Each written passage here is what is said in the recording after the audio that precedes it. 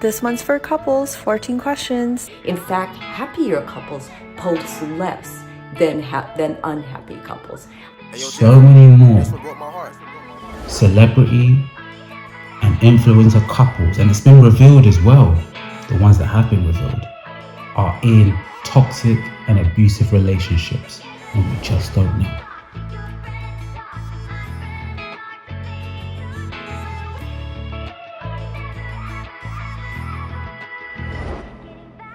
Today's episode of We're Fucked, the relationship edition.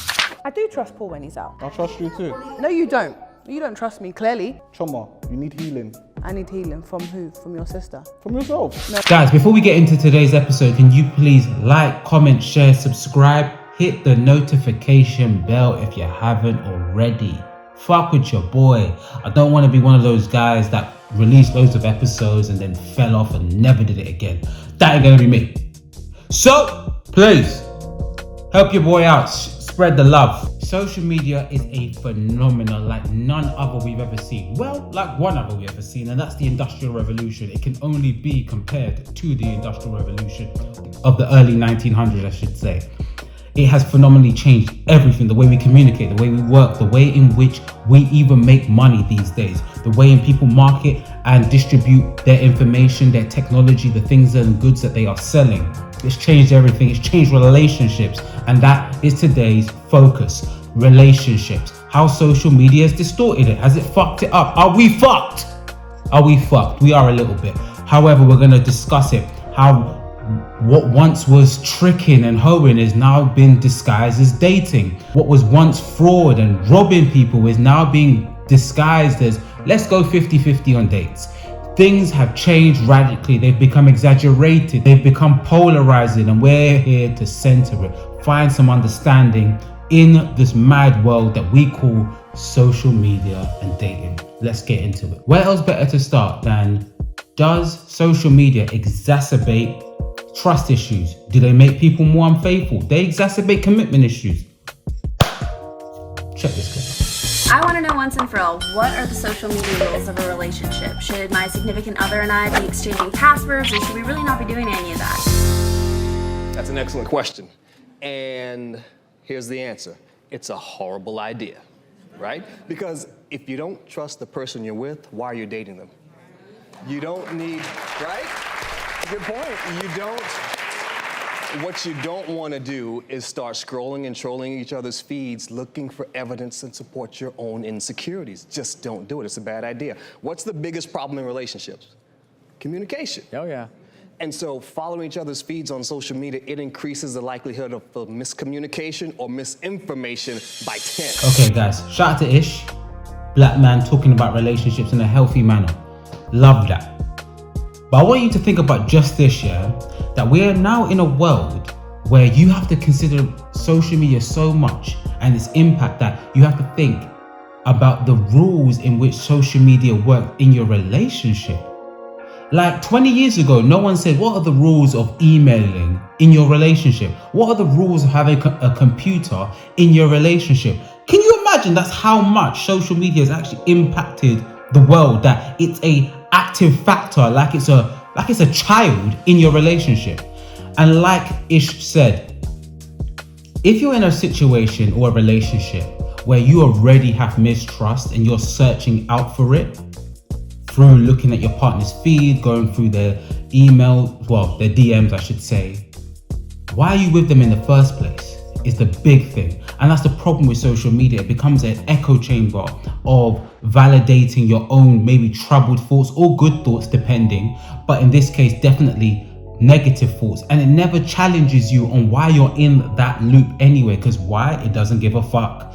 But you can see if you're in a situation where you are constantly going through your partner's feed, likes, tweets, who they're liking, what they're retweeting, what they're liking on TikTok, you probably have deep trust issues and you're searching to validate your insecurities. Like Ish said, it will create misinformation and lack of communication. If you're having to search through your partner's Instagram if they're faithful or not, chances are you've got issues or they're not trustworthy. So this brought me to something that I was in this I got into a weird rabbit hole about blue therapy. I went out to eat with some friends and we talked about blue therapy and I just ended up getting back into it, and it reminded me of Deborah and Jamal's relationship. Check out this clip. Listen, I'm not going to go based on your hypothesis, this, that, and that. Listen, concrete evidence, I'm telling you right now, you don't need to look through my phone. Concrete evidence, I want to look through your phone. Listen, Are you happy to let her see your phone? It's my property. I have no reason to give her my phone. Jamal, right here, right now, we're actually going to look through your phone today. Denise. Wait, I'm going to, no, hold on. I'm going to get out my phone. Man. What's my password? Unlock this thing. What are you doing?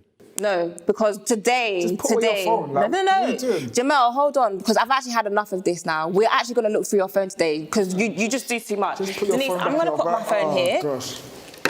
Ooh, do the same. Jamal, do the same. Listen, it's very simple. If you have nothing to hide, place your phone on the table and we can all look at it together. That's just it. If you have nothing to hide, if you're not hiding anything, if you say you are where you are, if you say you're training or doing what you're doing, let's all look at your phone together. Me, you, Denise. Let's go. Jamal, are you willing to put your phone there? She can do that.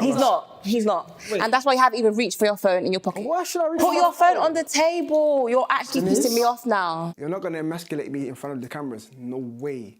Putting my phone on the table. I don't know what man is going to even do that. Like, you're just asking for too much. Like, trying to embarrass me in front of the cameras. What are you doing? What you want? I'm going to be honest.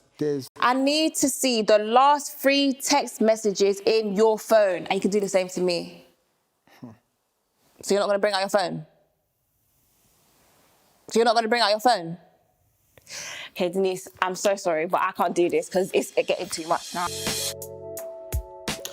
And how did that end? How, Sway? Take a few steps back to go. You ain't got the answers, man. In the end, we found that he was cheating. In fact, he admitted it on the show. Shout out to him for admitting it. Hey, you got mad honesty, but you could tell from his body language, he was fucked. Bro knew he was fucked. And people out there, whether it be men, women, if you are in that cycle where you're constantly, I need to see your phone, I need to do this, leave. Why are you with someone like this? But the problem is with social media, it puts you in this loop of victimization where you constantly feel like the victim. But because you constantly feel like the victim, you don't have the self-esteem to leave that loop because it's comfortable. And you end up repeating these cycles constantly. Why Deborah didn't just leave the first moment he didn't put the phone out on the table is beyond me. Why Jamal didn't think to himself, you know what, this is long. She's never gonna trust me. Fuck it. I have many friends who are in situations or have been in situations like this going through, and it hasn't gone to the extent of cheating in the Deborah and Jamal case, but they've gone through partners' phones, DMs, emails. Even some of them, have gone as far to track where their partner's going. And I'm not saying the partner's always cheated, but they've always been in places where they shouldn't have been, saying things that they shouldn't have been saying. And guess what? They're still there. They're still there. Yet these people's feeds and Instagram comments are men are this, women are that. But what are you doing about it? All you're doing with these social media, stalking and liking these posts that cuss out men, is validating your insecurity without addressing it. It's quite tiring, and I hope it's tiring for you. If you see this and you're someone who wants to make a change, make the damn change. And if you're not going to make those changes, what ends up happening is you're going to end up being in a victimization loop. What is a victimization loop? So if your mind has a choice between picking something that it's familiar with and picking something that's good, it's actually going to pick something that it's familiar with. And what I want you guys to understand about victimizing yourself is that someone who victimizes themselves is in an abusive relationship with themselves. And we have to remember that people stay in abusive relationships. Human beings stay in abusive relationships all the time.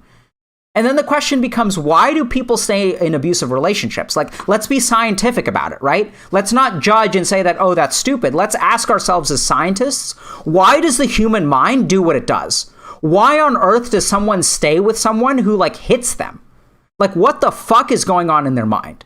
And we have to accept that there's a damn good reason that they are in that relationship, because there's got to be a damn good reason. If they're in a relationship where someone treats them like shit, you have to think about scales being weighed. And if someone's treating you like shit, like that's really heavy. So in order to stay in that relationship, you've got to have something really powerful to balance it.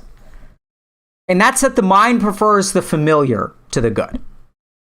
And the reason that people victimize themselves is because they're familiar with it.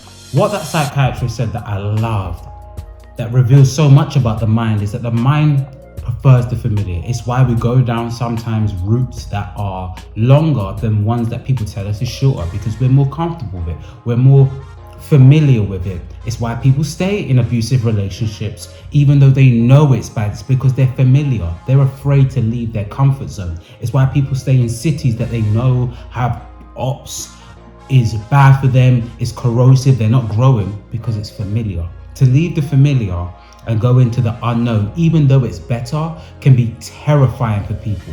And that terror is enough to keep people out of the potential good of stepping out of their comfort zone. And when you are someone who has a victim mindset, a victim mentality, promoted by social media, promoting self-loathing and self-pity, and self-pity can feel good, something the psychiatrist has spoke about in other videos as well. No wonder people stay in relationships and situations where the guy or the girl is showing you clear disrespect continuously. You search out, because the insecurities is burning in you, for proof of it. You find it and you repeat it. There is no shock to it. And the problem with social media is that it keeps you in a loop of self-pity. It keeps you in a loop of being a victim and doesn't allow you the space to break out of it. In fact, due to the way social media works, is that it gives you these quick dopamine hits, and it reinforces you, and that self-pity reinforces that dopamine hit that you get, and you feel like, oh well, comfortable. I really do believe that these loops of victimization and instant gratification have been exacerbated with the evil chimera that is dating apps. Tinder, Hinge, Bumble. You name it, there's more and more being morphed every day. And what these apps do, these dating apps do, is create instant gratification and instant validation. And a dating expert discussed this with Chris Williamson, who was actually on Love Island. So check this clip out. Number of guys who go to dating apps for sex, and that it's less likely that en masse, and it depends on age group, obviously, but at an age where people tend to start looking for relationships and women start to really seriously think about, well, I do actually really want a relationship. I'm not saying men don't get to the same point, but I believe that there's more guys who are on dating apps just going, I'm just here because I want to hook up. And that I think results in a lot of just people are just completely misaligned when they're talking in those places. There's a lot of guys, there's a lot of bad behavior from guys who are hiding behind the screen. We know that. And that's because they're able to do things that they would never dare do out there in the world. How's that affecting women?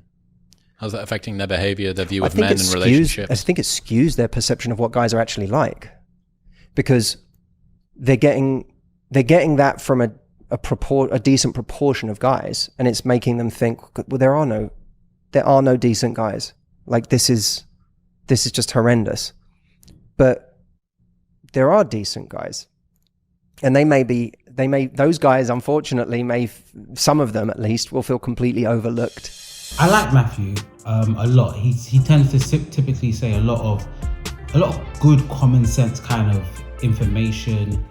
I do think this is a little skewed towards women, because I would actually push back and say that a lot of women are on those apps trying to fill a void of validations themselves, looking to feel desired. But typically, it's like a black hole, it's like a wormhole of validation that never gets filled on these apps. Guys go there, sleep, trying to just hook up with different women, sleep with different women, running from the fact that they themselves don't feel worthy. They themselves have commitment and trust issues, and it's being reinforced and reinvalidated through this constant hooking up and just searching for sex, really and truly. Women similarly, looking for validation, looking to be wanted, looking to be desired by men, and only being objectified and only being seen as what their physical aspects are. And those apps, again, because they don't care, they want you on them. They want you on them so you can constantly put your data and input it, and they can sell that data to different companies, and those companies get a bigger and bigger understanding of you and can sell to you even more. But just on the dating app aspect, I think Matthew missed out that key point that women are on there searching for validation themselves. And what happens is that they end up, like I've been saying throughout the whole episode, validating the insecurity. Same with the men, searching for just sex, validating their insecurity that all they're good for is having sex and not more. And we end up just objectifying each other in stranger ways. And kind of similar to what Matthew said as well, a lot of men can get away with being extremely creepy, extremely objectifying, which some things that they wouldn't normally do in real life. And it's a shame because there's no regulation on these apps. People think it's a brilliant idea that Twitter was bought by Elon Musk, and it has been good for free speech, but it has been terrible for some sort of moderation. It just seems to be more and more porn being thrown out there, more and more extremist views without any sort of pushback. Although I do believe self-regulation is important, but we're not doing that on Twitter. And more important, on these dating apps, men can be as creepy as they like without real self-regulation from the apps themselves. And the problem is that the apps promote vacuousness, especially in the dating apps. If you have a clean picture with some sort of jewelry that seems expensive, on a Rolex or just a good watch, for example, you get pushed to the top of the algorithm and you end up, playing into your darkest desires. And it takes a lot of self-control to remove yourself from that. And that's a big issue with dating apps in general. They just play into each other's darkest desires. And typically, if you talk and review people who have used these dating apps a lot, they end up feeling empty, cold. And that promotion and that growth of loneliness in society tends to be related to social media and dating apps as well.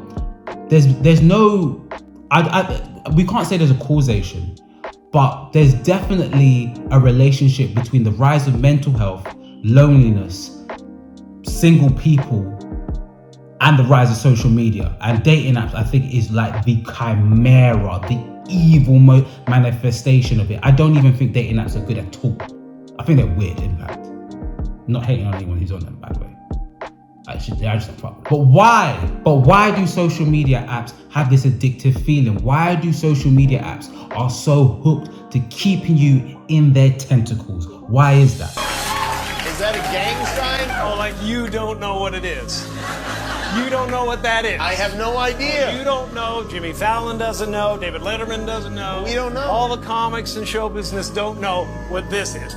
It is the secret symbol of the Illuminati, the all-mocking tongue.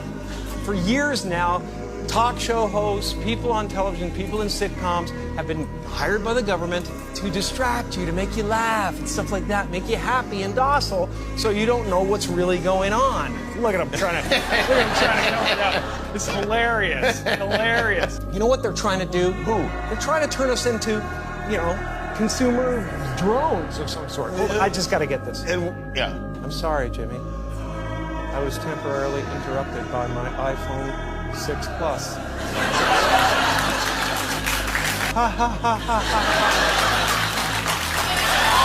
Jim Carrey has always been someone who's a bit of a conspiracy theorist. And I think one thing I'll say is no way would they let Jimmy Carrey go on Jimmy Kimmel and just expose the truth. It was a skit about iPhone 6 and selling and blah, blah, blah, blah. It was that. However, behind every good joke is an element of truth. And I do think that that is what social media wants. It wants you completely docile, and it wants you more and more hooked. So it's going to give you more and more of what you want, whether that's good, whether that's bad. And in fact, you can't have good because there's too much overconsumption. So if it's good, see maybe positive pictures of people doing well, which in a small space is great, it will overconsume you and hook you to it. And then it becomes toxic positivity. For example, how it corrosively destroys anything positive because social media wants you on it constantly. The more on it you are, the more they learn how your brain works, how you react, how you interact with your phone in the morning. Are you more likely to buy in the morning? We can sell that information on. Are you more likely to buy, this is how deep they're getting, between 11 and 12? Are you more likely to buy between 1 and 5? Do you feel down when the sun is up? All these little details that social media is gathering about you, they sell it on to companies so that they understand you to a point where all they can do is constantly sell to you and constantly buy, and you constantly buy, sorry. Why is that so important? It's because the West has exhausted every possible way in which it can make money. So what is the one space that it doesn't fully have control yet? Your mind. It doesn't fully control your mind yet. And the more they understand your mind, the more they understand the patterns in which your mind works. What I want people to know is that everything they're doing online is being watched, is being tracked, is being measured. Every single action you take is carefully monitored and recorded. Exactly what image you stop and look at, for how long you look at it. Oh yeah, seriously, for how long you look at it. They can use you as a tool to just sell and sell, and they can feed their greed and their power lust. Hence why there are more and more conscriptions and subscriptions to these apps, whether that's Tinder on the dating apps or Instagram threads or having longer feeds on your Twitter. They're trying to keep you on there more and more. And if you notice, the one app that they didn't have that control over because it was Chinese, TikTok, they're trying to ban because it might be a spy tool. But I don't know that, probably, but I don't know that. But you can see the control that these social media sites want. For example, one of the reasons why there was a big problem with X when Elon was taken over was because, for lack of a better word, FBI were using it to spy on people. Not just the FBI, the CIA.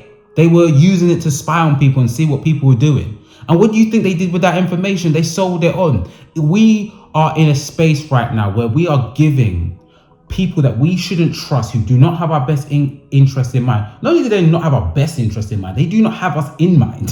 They just want to use us and sell to us. We are willingly, continuously selling our information on there. And you've seen it manifest into the relationship realm. Like I said, the first clip I had on there was, what are the rules of social media in a relationship? That's how deep social media has gotten. Jim Carrey reveals that on Jimmy Kimmel. People just keep going because your feed is constant. It's constant. Next thing, oh, that's cool. That's really interesting shit. Like, next thing, funny video. Next thing, oh, what's that? She looks pretty. Boom. You're overstimulated. Move on. Reveal the truth. Move on. I can reveal the whole secret here. Move on. Next thing.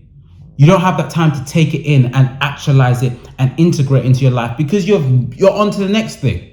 That's why I can say this and it doesn't get banned. It might get shadow banned, but that's the whole point. And you can see this in which how the influencers are being used as tools to sell things onto you without even really liking the thing themselves. Like Jim Carrey said, that's why they're paid so much, as they're used as props to distract you from the ever reality and your true purpose and your true alignment. Social media takes you out of your true alignment. Social media takes you out of being present, and the more present you are, the more aware you can be of things that are wrong and things that are right. Influencers lie so often about the realities of their own situations. Nevertheless, it's clear that these carefully created images shared by these influencers fail to convey the complete narrative of their journeys. As Cosmopolitan UK reported, Dubai residents and Mexican narcos have a lot in common. They indulge in purchasing exotic animals, gold-plated firearms, and even paying substantial amounts to women to accompany them to parties. Hiring attractive women from Instagram to visit restaurants and share pictures online is common practice for wealthy sheiks. But after dinner is when the real debauchery begins. You see, affluent sheiks regularly fly women out from Instagram and request their involvement in specialized sexual activities. Among these is fetishes, like being defecated on, with the act being worth an estimated $26,000. For $50,000, according to this Daily Star report, influencers will go one step further and actually ingest the feces of wealthy men.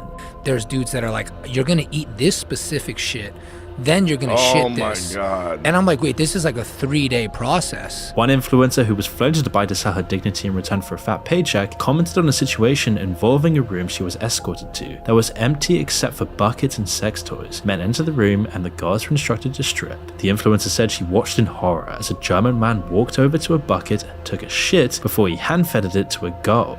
One girl had the contents of the bucket stuffed up her. She ate a solid piece of shit. Girls had to slide across the floor on their stomachs licking up shit. There were human centipede actions. Others, meanwhile, according to this report, are paid more than $5,000 per week to have sex with animals. Okay, I've heard enough. I've heard fucking enough. I've heard enough! What's going on? What's going on? Doctor? I'm done. Cut the show. I'm done. Take me off. And the reason I put that there is, that's what a lot of people look up to. That's a lot of what people try to mimic. People copy influencers such to the point where they end up trying to mimic them in their own relationship, influencer relationships. You don't know what they did to have what they had to get to where they got to. I'd rather not be rich, God willing I am though, than fuck a dog, lick shit while sliding. How? How do you slide while licking shit? Why? Anyway, like I said, so much of what is being promoted to us is not even the reality. And the reality is not even some dull, mundane shit. It's so much devoid from that. It's so much more disgusting and carnivorous and, dare I say, satanic than what we actually see, that we end up aspiring for things, and then when we achieve it and feel empty, we wonder why. And I extend this to the influencer couples, celebrity couples. They are so much more unhappy than you may realize. An article where I read that most couples that promote their relationships online a lot, who spend a lot of time showing their relationships online, typically are the most unhappy couples, because those couples typically are searching for validation that is not in their relationship, searching for happiness that is not in their relationship. But according to Northwestern University, all that sharing doesn't mean that you have a good relationship. In fact, happier couples post less than unhappy couples. I'm going to give you 5 reasons that happier couples don't post or use social media to promote their partner or their relationship. The first one is they don't need the validation. When someone genuinely loves someone, they don't care what other people think. It's nice if they like their partner, but overall they're really into this person. Secondly, they weren't interested in social media. They didn't want to take a break from what they were experiencing with this person to share it with other people. They wanted to savor it and to build on it. Thirdly, they really protect their boundaries. The healthier the relationship, the less they want to hurt their partner by something they post. So they're really nervous about that on social media, and they talk to each other so that they can help each other feel secure. Fourthly, they didn't need the likes or the loves. They did not need that from other people on social media. They weren't into it, and it didn't mean anything to them because they felt like they were posting to a world of strangers. And lastly, they stayed off social media in general more than unhappy couples. In fact, a study from the Denmark Institute of Happiness found that when couples stayed off Facebook for a week, their anger went down, their depression went down, and their anxiety. People may see that and think, wow, couple goals. But for a real reality, and we've seen this with influencers' lives anyway, they could be hating each other. They can be in pansexual relationship, open relationships. So this monogamous relationship that you believed it was is actually the farthest from the truth. They could also be couples that are in abusive, toxic relationships. So many more celebrity couples and influencer couples are in abusive relationships, but we have no idea. But I tell you this now, if you see a couple, whether that's a celebrity one, an influencer one, constantly promoting their relationship, and it's very constant, ask yourself this after watching this. If it's one person, 10 people, 10 million people, more than likely, why are they searching out for validation from us instead of looking for that in their relationship?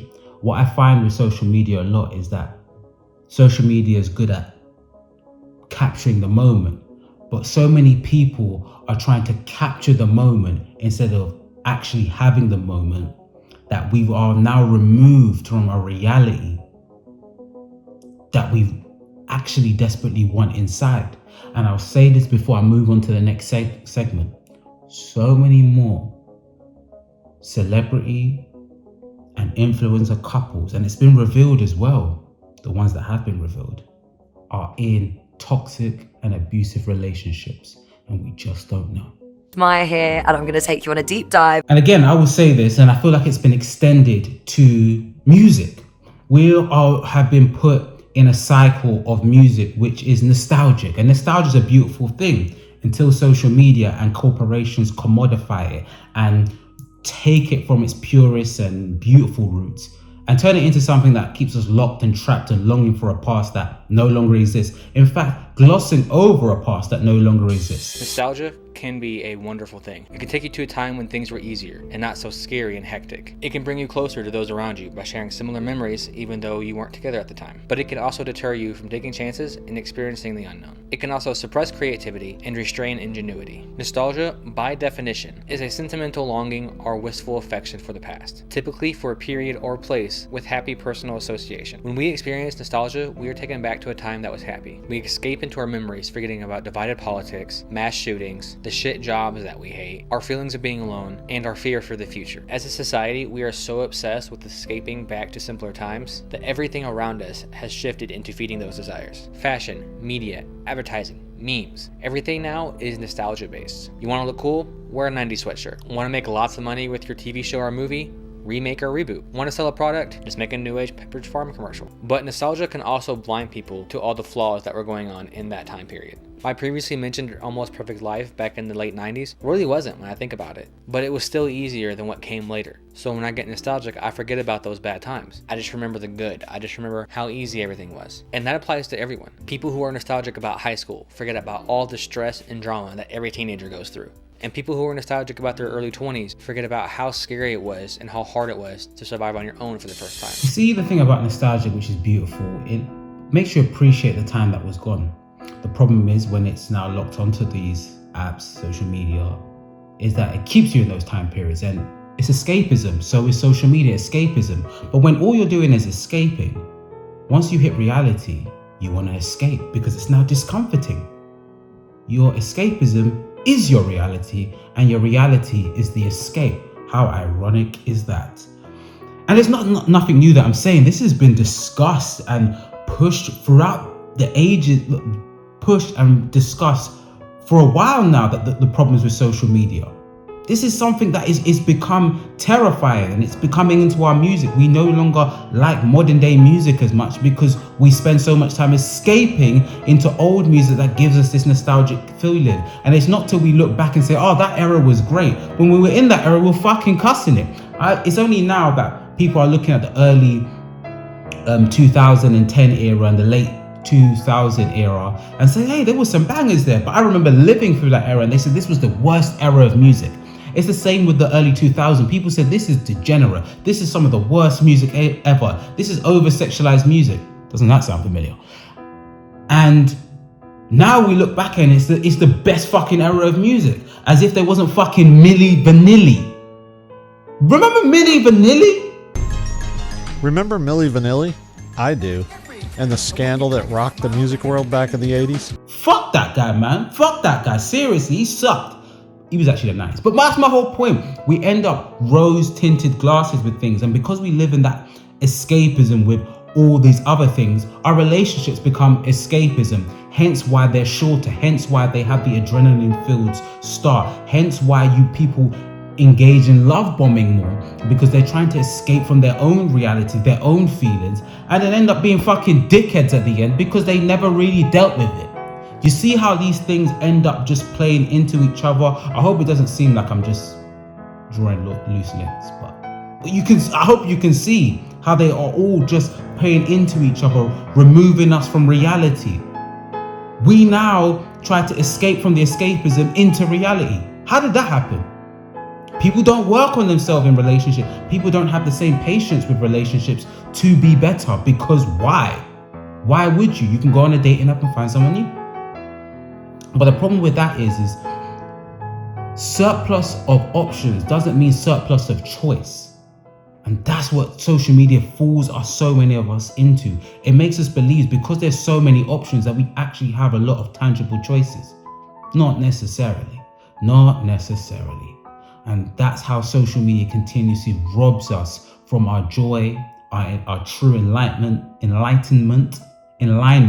robs us from our true alignment, robs us from being present, robs us of real, tangible relationships, seeking and looking at goals as if those are the things that we should look for, when in reality, those are not just lies. They're actually, at some points,